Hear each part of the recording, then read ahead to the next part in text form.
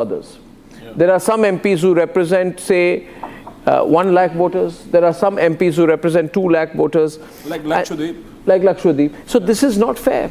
No, this is definitely not fair. One has to be in a democratic process. First of all the southern political party must understand one thing very clearly, that they are creating a rift between southern state and the northern state. One should just shy away from this. Yeah. Don't create such kind of nonsense in the political system of this democratic setup. There is a constitutional framework, and the Prime Minister himself assured the complete parliament that no seats will be decreased in the southern state.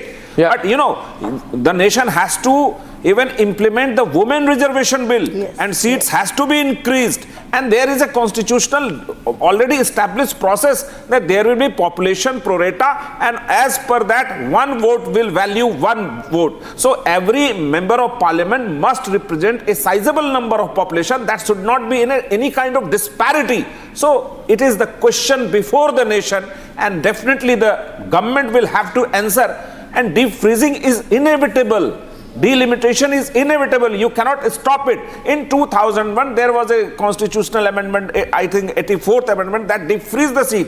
Till when? 2026. Last census of any census after 2026. Census couldn't happen due to COVID, and now they will. The government will carry out. While talking about the caste census, Satya ji. Yeah. While talking about the caste census, Rahul Gandhi said, and he came up with this formulation saying, जितनी आबादी उतना हक. तारिक जी आपको याद होगा, जितनी आबादी उतना हक, ये आपकी स्टांस थी. यानी कि आपकी 10 की आबादी 1 MP, तो ऐसा नहीं हो सकता कि किसी की 20 की आबादी और 1 ही MP. And as per that, I want to tell you that in 1971, Tariq, 543 MPs represented 54.8 crore people. That means every MP represented 10.1 lakh, 10 lakh. Right. 10 lakh 10,000 लोग की एक MP होती थी. आज we have 145 crore people. We still have 543 MPs, which means over 25 lakh per MP in some states, and yet smaller states remain unrepresented. So without delimitation, larger states are denied fair representation, and that is not right. Larger states, for example, let me tell you, Delhi. Viewers, people in Delhi, let me explain to you. Around and Delhi is about 2.5 to 3 crore people. Kerala also has the same population as Delhi. I want to explain this to both people in Delhi and Kerala. The population of Delhi and the population of Kerala is about the same. Delhi has 7 Lok Sabha seats. Kerala has 20. And Kerala has 20 Lok Sabha seats. Right. Now, if delimitation happens, Delhi will have 20 Lok Sabha seats and Kerala will have 20 Lok Sabha seats. Right?